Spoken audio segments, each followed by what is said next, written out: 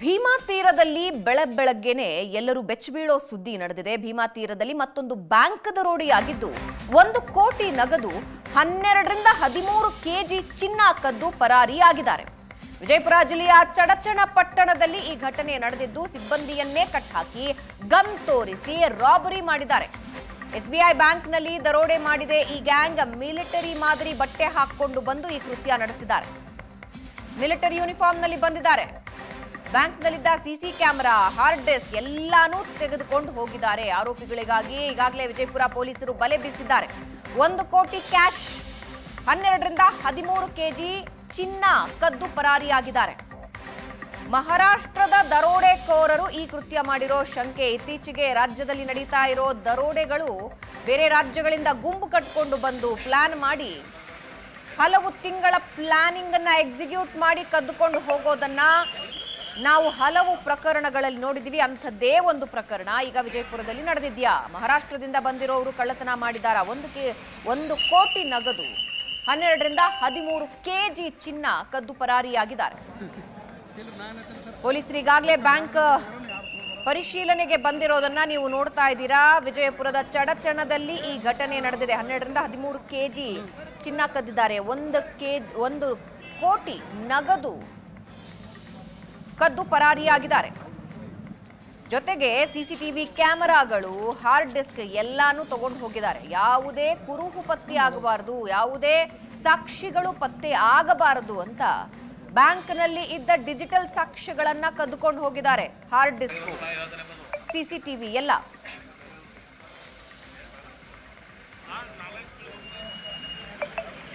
ಶ್ವಾನದಳ ಬಂದು ಪರಿಶೀಲನೆಗೆ ಒಳಗಡೆ ಹೋಗ್ತಾ ಇರೋ ದೃಶ್ಯ ನೀವು ನೋಡ್ತಾ ಇದ್ದೀರಿ. ಮಹಾರಾಷ್ಟ್ರದ ಸೊಲ್ಲಾಪುರದ ಕಡೆ ಆರೋಪಿಗಳು ಎಸ್ಕೇಪ್ ಆಗಿದ್ದಾರೆ ಅನ್ನೋದು ಸದ್ಯಕ್ಕೆ ಬರ್ತಾ ಇರೋ ಮಾಹಿತಿ. ತಪ್ಪಿಕೊಂಡು ಹೋಗುವಾಗ ಕುರಿಗಳಿಗೆ, ಜನರಿಗೆ ಡಿಕ್ಕಿ ಹೊಡೆದಿದ್ದಾರೆ. ಗ್ರಾಮಸ್ಥರು ಕಾರಿಗೆ ಘೇರಾವ್ ಹಾಕಿದ್ದಾರೆ. ಆಗ ಪಿಸ್ತೂಲ್ ತೋರಿಸಿ ಬೆದರಿಕೆ ಹಾಕಿದ್ದಾರೆ.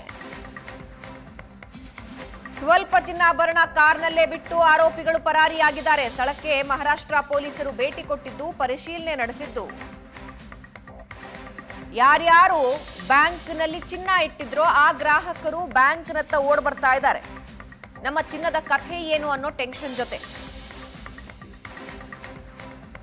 ಯಾವಾಗ ಚಡಚಣ ಎಸ್ಬಿಐ ಬ್ಯಾಂಕ್ ದರೋಡೆ ಆಗಿದೆ ಅನ್ನೋದು ಗೊತ್ತಾಯ್ತು, ಬ್ಯಾಂಕ್ನಲ್ಲಿ ಇಟ್ಟಿದ್ದ ಚಿನ್ನಾಭರಣದ ಬಗ್ಗೆ ಯೋಚಿಸಿ ಗ್ರಾಹಕರು ಆ ಕಡೆ ಬರ್ತಾ ಇದ್ದಾರೆ. ಕೆಲವರು ಲಾಕರ್ಗಳಲ್ಲಿ ಸೇಫ್ ಇರುತ್ತೆ ಅಂತ ಇಟ್ಟಿರ್ತಾರೆ. ಅಂತ ಬ್ಯಾಂಕ್ಗೆ ನುಗ್ಗಿದ ಖದೀಮರು 12ರಿಂದ 13 ಕೆಜಿ ಚಿನ್ನ ಕದ್ದುಕೊಂಡು ಪರಾರಿಯಾಗಿದ್ದಾರೆ. ಹಿಂಗ್ ಹೋಗೋವಾಗ ಕುರಿಗೆ ಡಿಕ್ಕಿ ಹೊಡೆದಿದ್ದಾರೆ, ಜನರಿಗೆ ಡಿಕ್ಕಿ ಹೊಡೆದಿದ್ದಾರೆ. ಯಾವಾಗ ಘೇರಾವ್ ಹಾಕಿದ್ರಲ್ಲ ಆಗ ಪಿಸ್ತೂಲ್ ತೋರಿಸಿದ್ದಾರೆ. ಪಿಸ್ತೂಲ್ ತೋರಿಸಿ ಅಲ್ಲಿಂದ ಎಸ್ಕೇಪ್ ಆಗಿದ್ದಾರೆ. ಕಾರ್ನಲ್ಲೇ ಸ್ವಲ್ಪ ಚಿನ್ನಾಭರಣ ಬಿಟ್ಟು ಪರಾರಿಯಾಗಿದ್ದಾರೆ ಅನ್ನೋದು ಸದ್ಯಕ್ಕೆ ಬರ್ತಾ ಇರೋ ಮಾಹಿತಿ.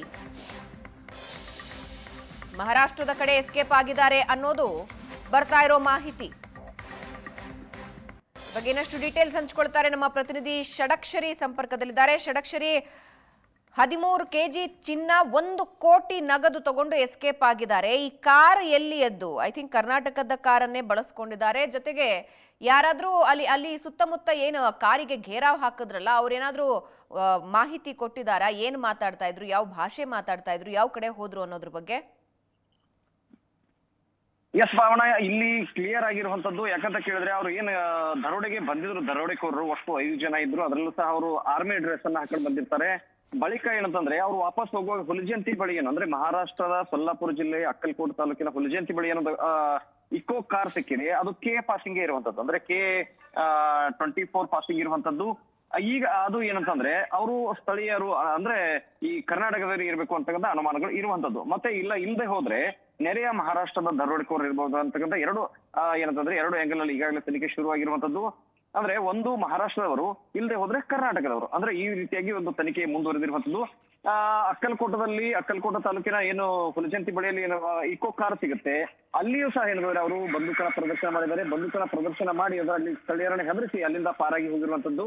ಆದ್ರೆ ಇನ್ನೊಂದು ಇಂಟ್ರೆಸ್ಟಿಂಗ್ ವಿಚಾರ ಏನಂತ ಹೇಳಿದ್ರೆ, ಕಾರನ್ನ ಅಲ್ಲೇ ಬಿಟ್ಟಂತವ್ರು ಕಾರ್ಲಿದ್ದಂತ 1 ಕೋಟಿ ಹಣ ಮತ್ತೊಂದು ಕಡೆಗೆ 12 ಕೆಜಿ ಚಿನ್ನವನ್ನ ಅದನ್ನ ತೆಗೆದುಕೊಂಡವರು ಕಬ್ಬಿನ ಗದ್ದೆಯಲ್ಲಿ ಹೋಗಿದ್ದಾರೆ ಅಂತಕ್ಕಂಥ ಮಾಹಿತಿಗಳು ಇರುವಂತದ್ದು.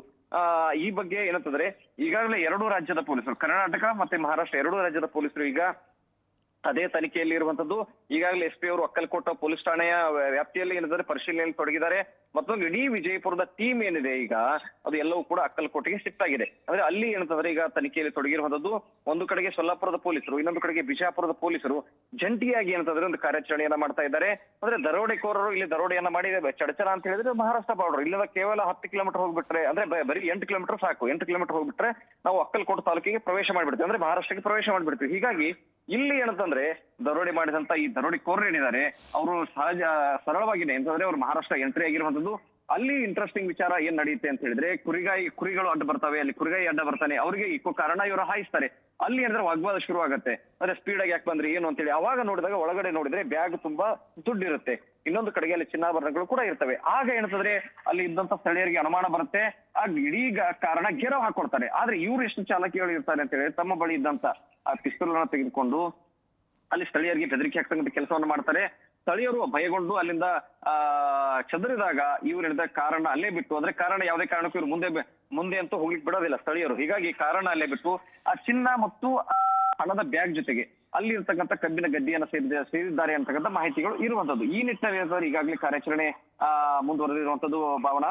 ಆದ್ರೆ ಇದು ಕಳೆದ 4 ತಿಂಗಳಲ್ಲಿ ಭಾವನೆ ಇನ್ನೊಂದು ವಿಚಾರಣೆ ಇದೆ. ಕಳೆದ 4 ತಿಂಗಳಲ್ಲಿ ಇದು 2ನೇ ದರೋಡೆ ಪ್ರಕರಣ. ಒಂದು ಮರಗುಳಿ ಬ್ಯಾಂಕ್ ಅಲ್ಲಿ 60 ಕೆಜಿಯಷ್ಟು ಚಿನ್ನವನ್ನು ಹೊತ್ಕೊಂಡು ಹೋಗ್ತಾರೆ, ಅದು ಕೂಡ ಹಾಡಾಗ್ಲಿ ಆ ಘಟನೆ ನಡೆದಿರುತ್ತೆ. ಬಳಿಕ ಇದೊಂದು ದರೋಡೆ ಪ್ರಕರಣ ಇಡೀ ವಿಜಯಪುರ ಜಿಲ್ಲೆಯ ಜನರನ್ನ ತಣ್ಣಗಾಗುವಂತೆ ಮಾಡಿದೆ. ಈ ನಿಟ್ಟಿನಲ್ಲಿ ಪೊಲೀಸ್ ಇಲಾಖೆ ಈಗಾಗಲೇ ಕಾರ್ಯಾಚರಣೆಯಲ್ಲಿ ತೊಡಗಿರುವಂತದ್ದು. ಎಷ್ಟು ಪ್ರಮಾಣದಲ್ಲಿ ಹಣ ರಿಕವರಿ ಆಗುತ್ತೆ, ಚಿನ್ನ ರಿಕವರಿ ಆಗುತ್ತೆ, ಏನಾದ್ರೂ ಈವರೆಗೆ ಸಿಕ್ಕಾಕೊಂಡಿದಾರ ಅನ್ನುವಂಥದ್ದು ಮಹಾರಾಷ್ಟ್ರದಿಂದ ನಮಗೆ ಈಗ ಮಾಹಿತಿ ಬರಬೇಕಾಗಿರುವಂತದ್ದು ಭಾವನಾ. ಎಸ್, ಧನ್ಯವಾದ ಷಡಕ್ಷರಿ ನಿಮ್ಮೆಲ್ಲ ಮಾಹಿತಿಗೆ.